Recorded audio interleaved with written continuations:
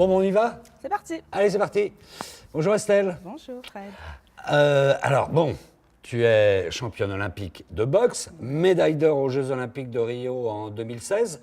Ce qu'on sait peut-être moins quand même, c'est que tu es également diplômée de l'école supérieure d'ingénieurs de la défense, Oui. que tu es ingénieure informaticienne et que tu pratiques ton métier. Mais comment tu as fait pour concilier tout ça en fait?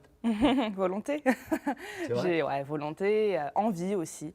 J'ai toujours eu envie de mener de front ces deux projets parce que c'est quelque chose que j'aimais faire. Autant la boxe que l'informatique, ça me passionnait, les nouvelles technologies. Donc je me suis dit, allez, je réalise maintenant ce que j'ai envie de faire dans le sport et puis je prépare ce que je voudrais faire juste après le sport.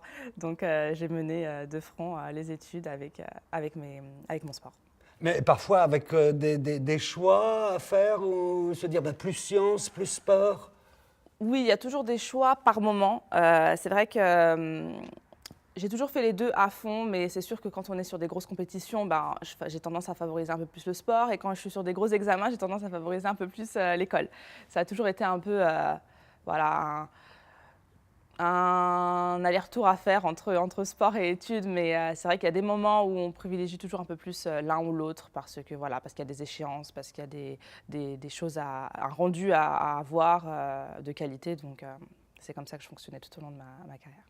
Donc ça veut dire que c'est possible, et ça c'est plutôt encourageant pour les jeunes. Exactement, c'est très encourageant pour les jeunes. D'ailleurs, j'incite tout le monde, tout sportif, à continuer ses études parce que souvent ce qu'on retrouve, c'est que les jeunes abandonnent.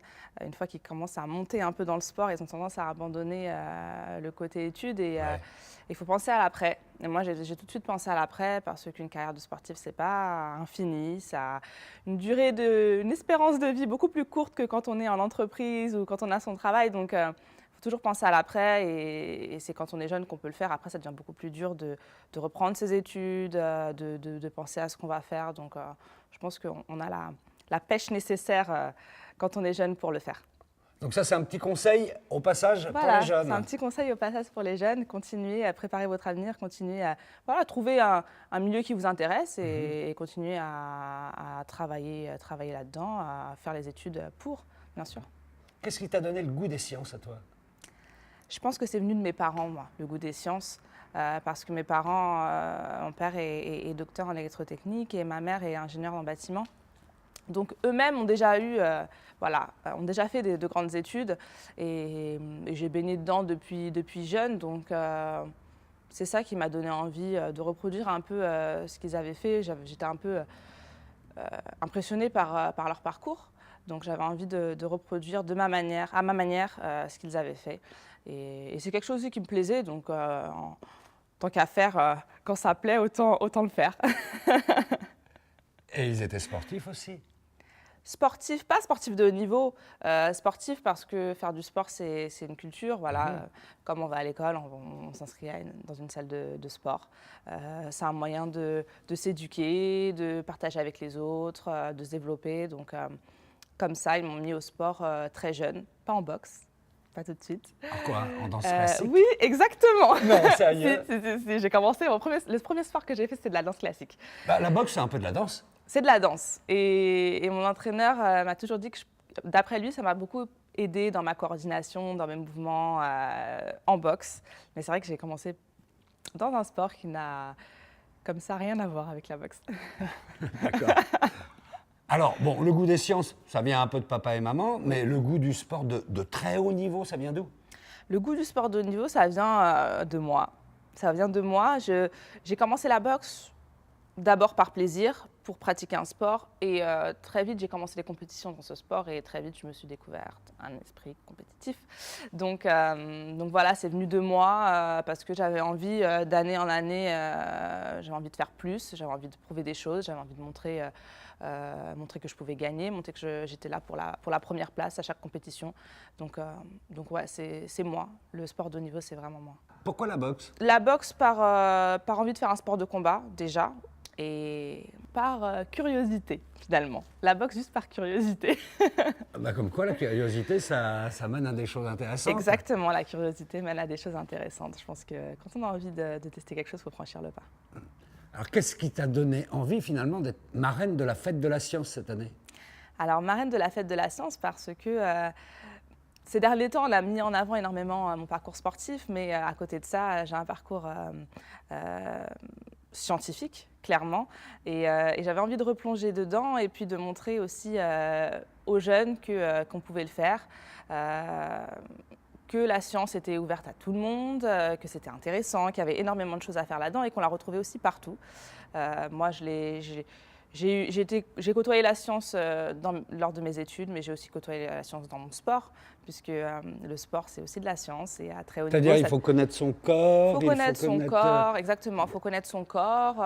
C'est des calculs aussi pour optimiser les entraînements, surtout à très haut niveau, ça devient très scientifique. Il y a des médecins qui nous suivent.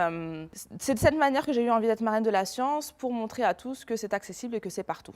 Ça tombe bien parce qu'en plus de ça, cette année, il y a un petit livre qui sort, oui, qui est publié et qui nous montre que finalement la science dissimule, se cache un petit peu partout dans notre quotidien. Exactement, il y a un livre qui sort lors de ce festival et on y découvre tous les milieux dans lesquels on peut rencontrer la science. Je pense qu'il faut s'y intéresser, il faut regarder ce livre parce qu'on a des choses à apprendre. Alors tu mènes un autre combat aussi, c'est un peu celui pour les femmes dans le sport, puisque tu as fondé l'Observatoire européen du sport féminin. Exactement. Pour quelle raison? J'ai fondé cet observatoire parce qu'après les Jeux, j'ai eu des retombées énormes de toutes parts, de la part des jeunes, des moins jeunes et beaucoup de la part des femmes. Et c'est vrai que je me suis posé la question, ok, j'ai eu tout ça, maintenant il faut que ça serve à quelque chose. Donc qu'est-ce que je peux faire pour améliorer la condition des femmes dans le sport? Parce que c'est quelque chose que je maîtrisais, c'est un thème que je maîtrisais parfaitement. J'ai connu des difficultés dans ma préparation, des choses très belles, mais aussi des difficultés. Et je pense que on peut s'en passer. Maintenant, il faut agir pour balayer toutes ces difficultés-là et faire que nos sportifs puissent s'entraîner dans les meilleures conditions et qu'on prenne en compte toutes les problématiques que peut connaître une femme lors de sa préparation. Est-ce qu'on pourrait faire un parallèle avec les difficultés que les femmes peuvent rencontrer dans le sport et les difficultés que les femmes peuvent aussi parfois rencontrer dans les carrières scientifiques? Oui, je pense qu'on peut faire le parallèle entre carrière scientifique et sport pour les femmes parce que c'est souvent des milieux où il y a beaucoup d'hommes. J'ai été dans un sport très masculin et je suis ingénieure informaticienne, donc on va dire que dans mon école, il n'y avait pas beaucoup de femmes dans ma formation. Donc j'ai toujours eu des parcours un peu dominés par les hommes. Et les premières choses que les jeunes se disent, voilà, c'est que non, ce n'est pas quelque chose fait pour les femmes. Ils se dirigent vers faire des choses un peu plus... on avait un peu plus de personnes sur les filiales telles que les finances, alors que non, l'informatique, c'est aussi pour les femmes. Ce n'est pas parce qu'il y a une majorité d'hommes que les femmes ne peuvent pas y trouver leur compte. Je pense qu'il faut balayer un peu ces préjugés qu'on a autour de certains secteurs où on se dit non, ça c'est pas pour moi, où les femmes peuvent se dire non, ça c'est pas pour moi, c'est un milieu d'hommes, je ne trouverai pas mon intérêt là-dedans parce que si, parfois, au contraire, c'est quelque chose qui est totalement fait pour nous. Donc, la science accessible à tous, pour tous, aux hommes, aux femmes, pour tous les milieux sociaux. Exactement, la science est accessible pour tous, qu'on soit homme, qu'on soit femme, pour les plus jeunes comme pour les moins jeunes. Je pense qu'à tout âge, on peut s'y intéresser, tout le monde a quelque chose à découvrir là-dedans. Donc allez-y, j'ai envie de dire, allez-y, intéressez-vous à la science parce qu'elle est partout. Eh bien, merci et bonne fête de la science. Merci beaucoup, bonne fête de la science, Fred. Merci.